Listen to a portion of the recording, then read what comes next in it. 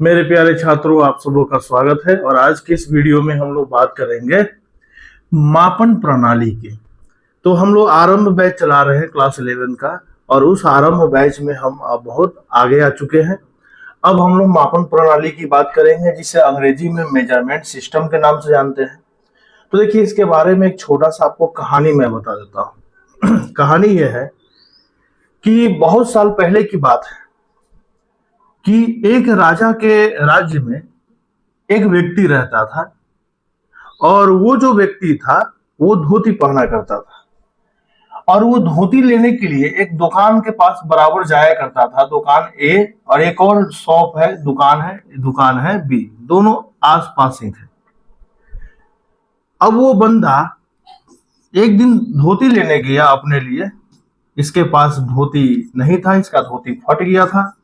ठीक है, ये धोती लेने गया। तो ये जब वहां गया तो ये देखता है कि दुकान ए जो है उस दिन क्लोज्ड है, बंद है, और बी जो है ओपन है।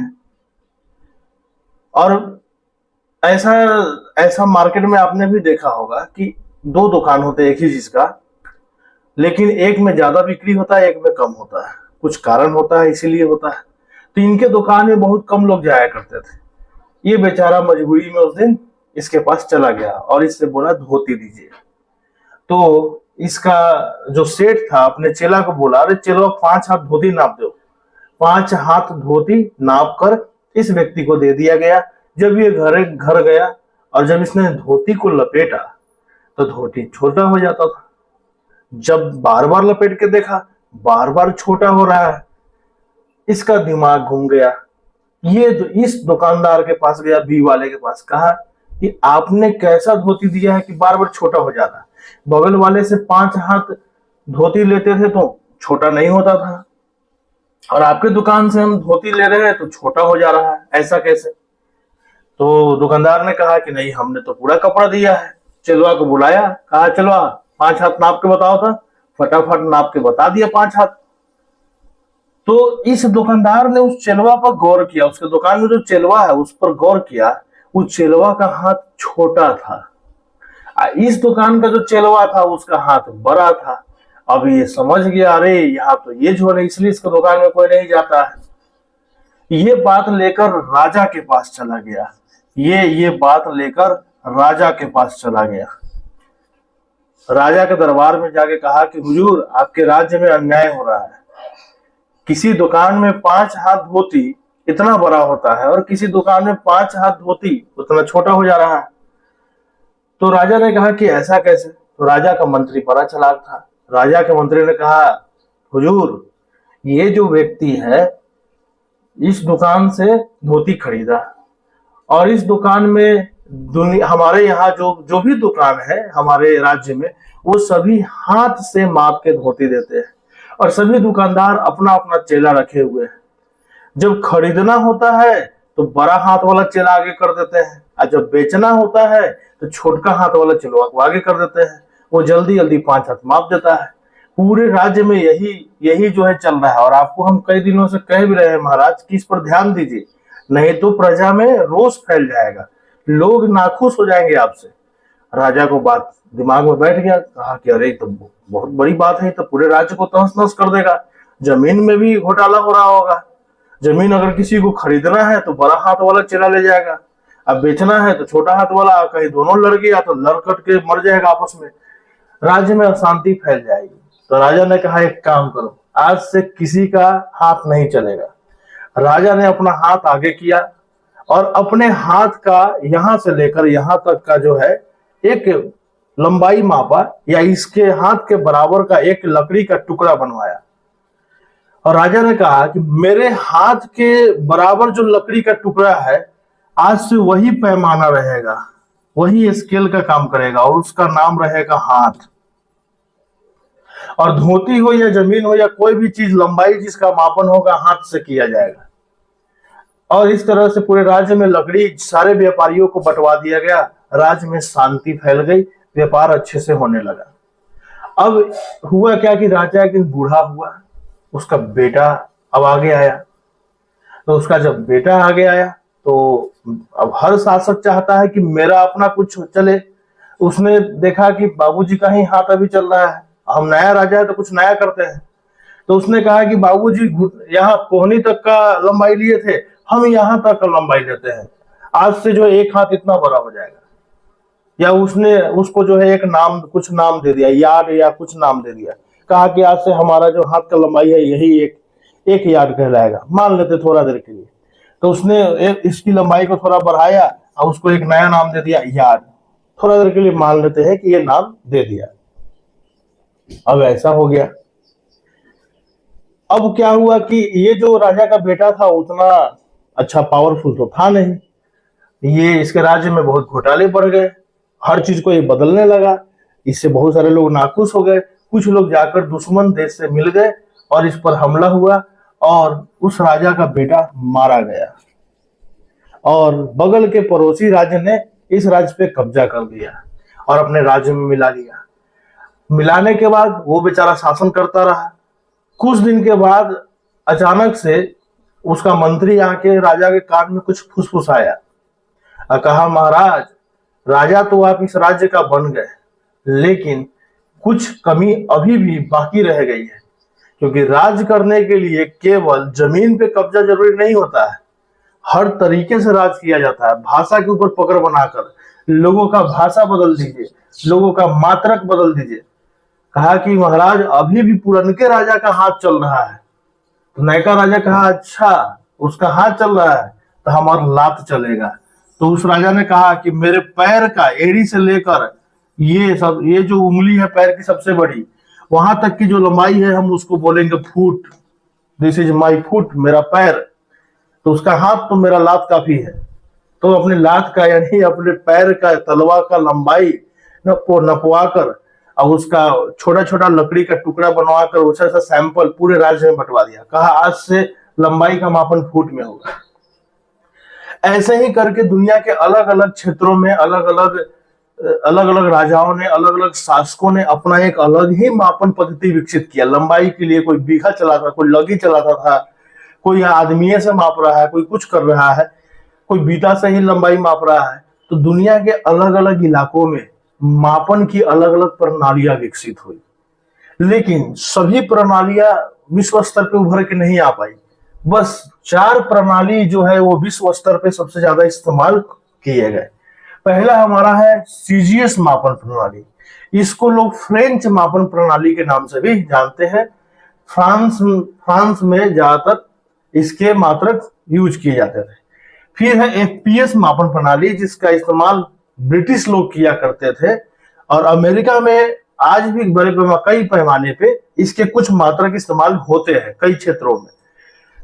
एफपीएस मापन प्रणाली। फिर इन सब को हटा के एक मापन प्रणाली है, खिचड़ी मापन प्रणाली, एमकेएस मापन प्रणाली, जो दुनिया के कई देशों में चला करता था। इंजीनियरिंग वगैरह में भी इसका काफी इस्तेमाल होता था।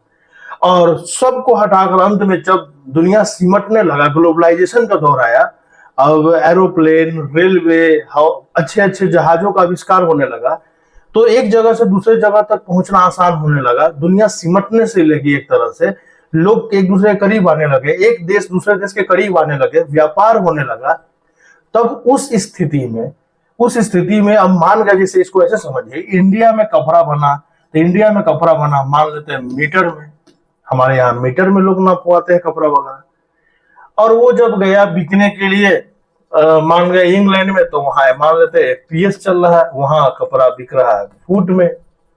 अब यहाँ का जो नापी है शर्ट का वो मीटर में किया हुआ है, वहां दुकान में बहुत सुंदर कपड़ा है, बहुत मेहनत किया हुआ कपड़ा है, बहुत कारीगरी किया हुआ है, और वहां दुकान में टंगा हुआ है। कोई भी आदमी जब कपड़ा खरीदता है तो साइज देखता है कि मेरे साइज का है कि नहीं, लंबाई कितना, शोल्डर कितना है, ये कॉलर कितना है, लंबाई कितना है, लेंथ कितना है, सब देखता है। वो सब मीटर में लिखा है। और वहां के देश के लोगों को समझ में आए न करे कि है क्या, प्रॉब्लम होना शुरू हो गया, लोगों को समझ में नहीं आ रहा है। अच्छा कपड़ा होते हुए भी कपड़ा बिक नहीं रहा है। एक देश में दवा बना ग्राम पर एमएल में, और वो दूसरे देश में जा रहा है तो वो दवा चल रहा है पाउंड पर इंच क्यूब में। अब इधर का कंपोजिशन उस देश में चल ही नहीं पा रहा है, वहां के डॉक्टर को समझ में नहीं आ रहा है कि कंपोजिशन है क्या, उसको स्ट्रगल करना पड़ रहा है दवा देने में। इन सब चीजों को देखते हुए एक अंतरराष्ट्रीय मापन प्रणाली विकसित की गई, जिसमें दुनिया के बहुत सारे देश मिलकर आपस में बैठकर एक अंतरराष्ट्रीय मापन प्रणाली को विकसित किए, ताकि अंतरराष्ट्रीय स्तर पे व्यापार या जो भी अनुसंधान हो, जो भी रिसर्च हो, जो भी नए खोज हो, नए डेटा आए, दुनिया को आगे ले जाने के लिए एसआई मापन प्रणाली का इस्तेमाल किया जाने लगा। ये तो था मापन प्रणाली का कहानी। चलिए और थोड़ा डिटेल से आपको मापन प्रणाली को समझाते हैं। तो पहला है सीजीएस मापन प्रणाली। सीजीएस का फुल फॉर्म होता है, सीजीएस प्रणाली को हम लोग सी माने सेंटीमीटर, जी माने ग्राम, एस माने सेकेंड सिस्टम के नाम से भी जानते हैं। इसको सेंटीमीटर ग्राम सेकेंड प्रणाली भी कहा जाता है। इसको मीट्रिक पद्धति या मीट्रिक प्रणाली के नाम से भी जानते हैं। मापन की ये एक मीट्रिक प्रणाली है। इसका उपयोग भौतिकी के अध्ययन में, खासकर यांत्रिकी मैकेनिक्स और विद्युत चुंबकत्व यानी कि इलेक्ट्रोमैग्नेटिक और मैकेनिक्स, यांत्रिकी और चुंबकत्व, भौतिकी के, फिजिक्स के दो अलग अलग स्टडी के ब्रांचेज है, उन शाखाओं में, उन ब्रांचेज में इनका इस्तेमाल किया जाता था। अब उतना इस्तेमाल नहीं होता है, ठीक है। अभी भी कुछ हद तक होता है। आप देखिएगा, जब फिजिक्स पढ़िएगा तब देखिएगा एएसआई यूनिट के साथ साथ सीजीएस यूनिट का भी इस्तेमाल होता है।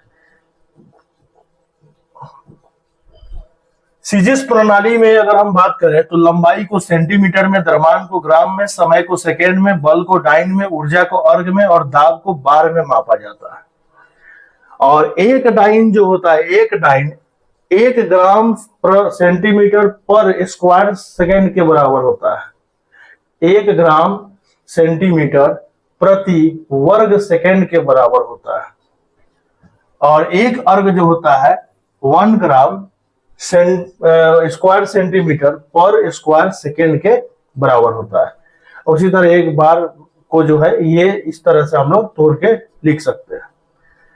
तो ये चीज को ध्यान में रखना है। ये मापन, सीजीएस मापन प्रणाली में तीन, तो ये मेन ही, सब मापन प्रणाली में ये 3 मेन होता है, लंबाई, द्रव्यमान और समय। इसी के नाम पर उसका नाम पड़ा है सीजीएस। लंबाई को सेंटीमीटर में, द्रव्यमान को ग्राम में, समय को सेकेंड में, तो बन गया क्या, सीजीएस मापन प्रणाली। लेकिन अन्य मापन भी इसमें होता है, बल का, ऊर्जा का, दाब का आपको ध्यान में रखना है, पूछता है एग्जाम में। आगे आते हैं। अब अगला है हमारा दोस्तों एफपीएस मापन प्रणाली। एफपीएस मापन प्रणाली क्या है? इसको एफ का मतलब फुट, पी का मतलब पाउंड, एस का मतलब सेकेंड प्रणाली। इसको फुट पाउंड सेकेंड प्रणाली के नाम से भी जाना जाता है। यह मापन की एक गैर मानक प्रणाली है। यह वैज्ञानिक अनुसंधान या इंजीनियरिंग में व्यापक रूप से उपयोग नहीं लाई जाती है, लेकिन कभी कभी इसका उपयोग कुछ क्षेत्रों में होता है। जैसे अपने यहाँ भी होता है, जैसे घर वगैरह जो अपने यहाँ बनता है, तो हम लोग घर वगैरह की लंबाई, चौड़ाई ये सब फीट में मापते हैं, ठीक है, फुट में मापते हैं, इंच में मापते हैं। कुर्सी, टेबल वगैरह जो हमारे यहाँ बनता है वो फुट में ही काम, बढ़ई लोग या राजमिस्त्री लोग जो घर बनाते हैं फुट में काम करते हैं। तो इसका इस्तेमाल कुछ हद तक होता है। कुछ इसके मात्रक देख लेते हैं। तो इस मापन प्रणाली में लंबाई को फुट में, द्रव्यमान को पाउंड में, समय को सेकेंड में मापा जाता है, इसलिए इसको एफपीएस प्रणाली कहते हैं। पाउंड को हम लोग देखिए उसका चिन्ह एलवी होता है, फुट को एफटी से दिखाते हैं, जैसे मीटर को एम से, सेंटीमीटर को सीएम से दिखाते हैं, उसी तरह हम लोग इसको दिखाते हैं। बल को पाउंडल बल कहा जाता है गुरुत्वाकर्षण के केस में। ऊर्जा को फुट पाउंड कहा जाता है यहाँ उसका मात्रक, और दाब का यहाँ मात्रक होता है पाउंड प्रति वर्ग इंच, जिसको हम लोग पीएसआई कहते हैं, जिसका इस्तेमाल हम लोग गाड़ी में जब हवा, गाड़ी के टायर में या मोटरसाइकिल हो, साइकिल हो या कार के जब टायर में जब हवा ट्यूब में जब भरा जाता है, तो उस ट्यूब में हवा का जो दाब है वो पीएसआई में चेक किया जाता है। पीएसआई मतलब पाउंड, पाउंड प्रति माने होता है बट्टा, ठीक है, वर्ग माने स्क्वायर, इंच यानी इंच का पावर 2, यानी कि 1 इंच स्क्वायर एरिया में कितना पाउंड जो है बल लगाया जा रहा है, इसी को हम लोग दाब कहते हैं। इस मापन प्रणाली में तो दाब का मात्रक है पाउंड प्रति वर्ग इंच। ये बात को ध्यान रखना है, इसको हम लोग बोलते हैं ये पाउंड पर स्क्वायर इंच, जिसको पीएसआई कहा जाता है। आगे आते हैं, अगली है हमारा एमकेएस मापन प्रणाली या एमकेएस मापन पद्धति। इसको एमकेएस का मतलब होता है मीटर किलोग्राम सेकेंड सिस्टम। क्यों? क्योंकि इसमें लंबाई को मीटर में, द्रव्यमान को किलोग्राम में, समय को सेकेंड में मापा जाता है, इसलिए इसको कहते हैं शॉर्टकट में हम लोग एमकेएस मापन प्रणाली। यह प्रणाली अंतरराष्ट्रीय इकाई एसआई, आज जो हम लोग एसआई प्रणाली इस्तेमाल करते हैं उसी का ये बेस बना। एक समय में एमकेएस यूज होने लगा और वही एमकेएस को और आगे डेवलप करके एसआई मापन प्रणाली बनाया गया। तो उसका ये पूर्ववर्ती है, ये एसआई के पहले एमकेएस चलता था। एमकेएस मापन प्रणाली ने एसआई प्रणाली के विकास में महत्वपूर्ण भूमिका निभाई। तो एसआई मापन प्रणाली इसी को विकसित करके बनाई गई प्रणाली है। तो अगला हमारा एसआई मापन प्रणाली, इसका पूरा फुल फॉर्म होता है, अगर फ्रेंच भाषा में देखें तो सिस्टम इंटरनेशनल डी यूनिट्स। उसी चीज को शॉर्टकट में सिस्टम को अंग्रेजी में सिस्टम लिया गया और यहां से इंटरनेशनल ले लिया गया और ये इसको हटाया गया सीधे, तो हो गया सिस्टम इंटरनेशनल। अब फिर सिस्टम का एस और इंटरनेशनल का आई एक साथ रखेंगे तो बन जाएगा एस आई। यानी ये मापन की अंतरराष्ट्रीय इकाई प्रणाली है, पूरी दुनिया में चलता है। यह वैज्ञानिक अनुसंधान और अंतरराष्ट्रीय व्यापार और विश्व स्तर पर, पूरे वर्ल्ड लेवल पर मान्यता प्राप्त मापन प्रणाली है। यह एक सुसंगत और दशमलव आधारित प्रणाली है, बहुत ही अच्छा है, इसको यूज करना काफी आसान है। इसके अपने कुछ उपसर्ग है, कुछ नियम है, जिसको जानने के बाद आप बड़ी ही आसानी से मात्रक वगैरह का इस्तेमाल कर सकते हैं। जैसे इस मापन प्रणाली में भौतिक राशियों को 3 कैटेगरी में बांटा गया है। इसमें पहला कैटेगरी आपको पता है मूल भौतिक राशि होता है, दूसरा कैटेगरी संपूरक भौतिक राशि होता है और तीसरा कैटेगरी हमारा होता है व्युत्पन्न भौतिक राशि। तो इसने भौतिक राशियों को 3 पार्ट में बांटा है और इसने मूल भौतिक राशियों की संख्या निर्धारित की है 7, एसआई में संपूरक की संख्या होती है 2, अब बाकी जितने भौतिक राशि है सैकड़ों की संख्या में हमारा आ जाता है व्युत्पन्न भौतिक राशि। तो एसआई प्रणाली में आधारभूत भौतिक राशि बोले, आधारी भौतिक राशि बोले या फंडामेंटल बोले या बेसिक क्वांटिटी बोले या मूल भौतिक राशि बोले, 7 है। कौन कौन से है? लंबाई, द्रव्यमान, समय, विद्युत धारा, तापमान, दीप्त तीव्रता और पदार्थ की मात्रा, जिसको ज्योति तीव्रता के नाम से भी जानते हैं। तो एसआई ने लंबाई का मात्रक मीटर डिसाइड किया, द्रव्यमान को किलोमीटर में, किलोग्राम में मापा जाता है, समय को सेकेंड में मापा जाता है, विद्युत धारा को एम्पियर में, तापमान को केल्विन में, दीप्त तीव्रता या ज्योति तीव्रता को कैंडेला में और पदार्थ की मात्रा को मोल में। ये 7 मूल राशियां हैं। ये इधर में जो आप देख रहे हैं, ये हो गए 7 मूल भौतिक राशि और उनके मात्रक कहलाएंगे 7 मूल मात्रक। पिछले क्लास में भी आपको मैंने ये बताया था। तो 7 मूल मात्रक है, इसको तो जबान पे याद रख जाना है। सो ये जो टेबल आप देख रहे हैं इसको जबान पे याद कर जाना है, इसका बहुत ज्यादा इस्तेमाल होने वाला है आने वाले समय में। फिर आगे आते हैं, अगला देखिए, अगला है एसआई प्रणाली की कुछ मुख्य विशेषताएं। ठीक है, तो मुख्य विशेषताओं में पहला तो यह है कि इसमें 7 मूल भौतिक राशि और 7 मूल मात्रक है।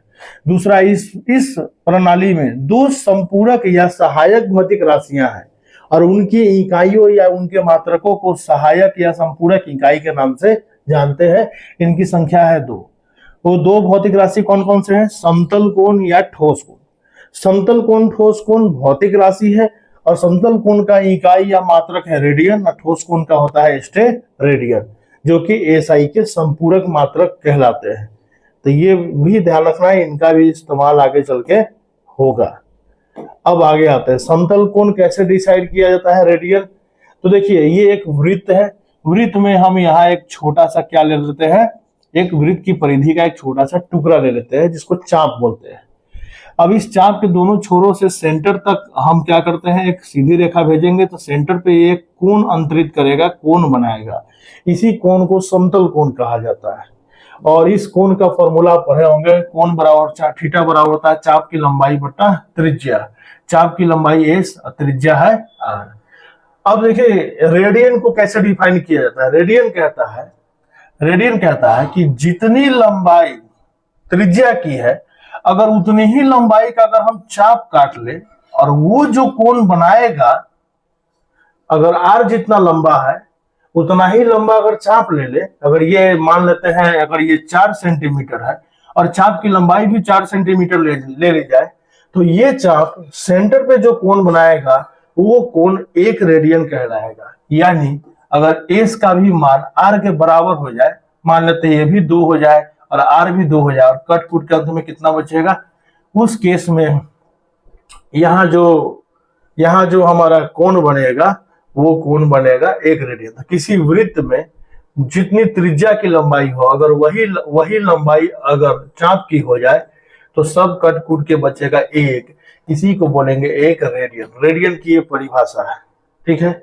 उसी तरह घन कोण या ठोस कोण क्या होता है, ये एक कागज का शीट है। कागज के शीट के सभी कोनों से हम एक रस्सी लेकर बांधकर, या लकड़ी का एक तख्ता है, लकड़ी के एक तख्ता के चारों कोनों से रस्सी बांध के रस्सी को एक जगह हम बांधते हैं, ठीक है। जैसे आप लोग देखते भी होंगे तराजू वगैरह दुकान में रहता है, तो इस टाइप का रहता है कि नहीं रहता है, ऐसे बांध देंगे। तो जब बांधिएगा तो यहाँ पे आपको एक कोण बनता हुआ दिखाई देगा, इसी को हम लोग बोलते हैं ठोस कोण। ओमेगा से उसको हम लोग सूचित करते हैं।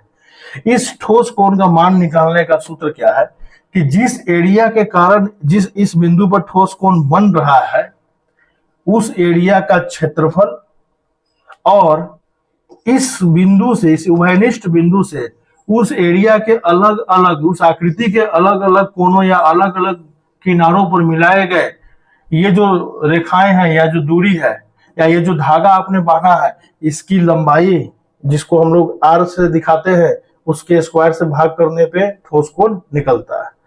तो ये जो मान के लकड़ी का तख्ता है उसका एरिया और इसके किनारों से जो धागा बांध के आपने एक जगह जोड़ा है, उस धागे की लंबाई का स्क्वायर से भाग करेंगे कोई एक धागा पकड़ के, तो ये निकल जाएगा। समझाने के लिए हम ऐसे बोल रहे हैं। अब देखिए इसका स्टेरेडियन का परिभाषा क्या है। स्टेरेडियन का परिभाषा कहता है कि ये जो दूरी है आर, इसका स्क्वायर करने पर जो मान आया, जैसे मान के हमने इसका स्क्वायर किया तो हमारा मान आ गया, थोड़ा देर के लिए 9 मान लेते हैं, 9 आ गया। अगर वही एरिया इसका निकल जाए, इसका भी अगर क्षेत्रफल अगर 9 हो जाए, तो उस केस में यानी जो इसके लंबाई का स्क्वायर हो, वर्ग हो, उतना ही क्षेत्रफल इस सतह का निकल जाए जिसके कारण ठोस कोण बन रहा है, तो कहा जाता है कि ये ठोस कोण 1 स्टेरेडियन है। कैसे? अगर डेल्टा एस का मान आर स्क्वायर के बराबर हो जाए तो आर स्क्वायर और आर स्क्वायर कट के कितना बच जाएगा, 1। और उस केस में कहा जाएगा कि ये कितना एरिया है, ये ठोस कोण कितना है, 1 रेडियन ठोस कोण बन रहा है। बस इतना ध्यान में रखिए। अब आते हैं आगे। एसआई मापन प्रणाली में बहुत सारे व्युत्पन्न भौतिक राशियां भी हैं और बहुत सारे व्युत्पन्न मात्रक भी है। ये जैसे कि आपके सामने ये राशि दिख रहा है, क्षेत्रफल, लंबाई, चौड़ाई। क्षेत्रफल एक व्युत्पन्न भौतिक राशि है। ये लंबाई को चौड़ाई से गुणा करने पे उत्पन्न होता है, तो इसका जो मात्रक होगा क्षेत्रफल का वो भी व्युत्पन्न मात्रक कहलाएगा। तो हम एसआई में सभी का मात्रक कैलकुलेट करेंगे क्योंकि एसआई ही सबसे ज्यादा यूज हो रहा है आज के समय में। तो जैसे क्षेत्रफल का मात्रक निकालना है तो पहले उसका फॉर्मूला पता होना चाहिए। लंबाई को एसआई में किससे मापते हैं, मीटर में। चौड़ाई को किस चीज में मापते हैं, मीटर में। दोनों के बीच क्या है, गुना। तो मीटर गुने मीटर गुना होकर क्या हो जाएगा, मीटर के पावर 2 मीटर स्क्वायर या स्क्वायर मीटर हो जाएगा। यानी क्षेत्रफल का मात्रक हो जाएगा वर्ग मीटर या स्क्वायर मीटर एसआई में। उसी तरह आयतन का निकालना है, वॉल्यूम का अगर मात्रक निकालना है तो उसका फॉर्मूला होता है लंबाई गुने चौड़ाई गुने ऊंचाई। लंबाई को मापते हैं एसआई में मीटर में, चौड़ाई को मापते हैं मीटर में, ऊंचाई को मापते हैं मीटर में। सबको क्या करते जाएंगे, गुना। अब गुना करेंगे तो क्या निकल के आएगा, मीटर के पावर 3 यानी कि घन मीटर या क्यूब मीटर आयतन का मात्रक निकल के आएगा। ये एसआई मात्रक। इस तरह से कई भौतिक राशियां हैं जिनका हम लोग मात्रक निकालेंगे और उनको अच्छे से समझेंगे। ठीक है, तो अगले क्लास में इसको बहुत डिटेल से हम लोग देखने वाले, क्योंकि एक आध है नहीं, सैकड़ों की संख्या में ये लोग हैं। तो जो जो इम्पोर्टेंट भौतिक राशि है उन सब का हम लोग मात्रक निकालेंगे, लिस्ट तैयार करेंगे, और साथ ही साथ अगर कोई क्वेश्चन अगर बनता है कुछ प्रीवियस ईयर से तो क्वेश्चन भी हम लोग देखते चलेंगे। आज के लिए इतना ही रहने देते हैं। धन्यवाद।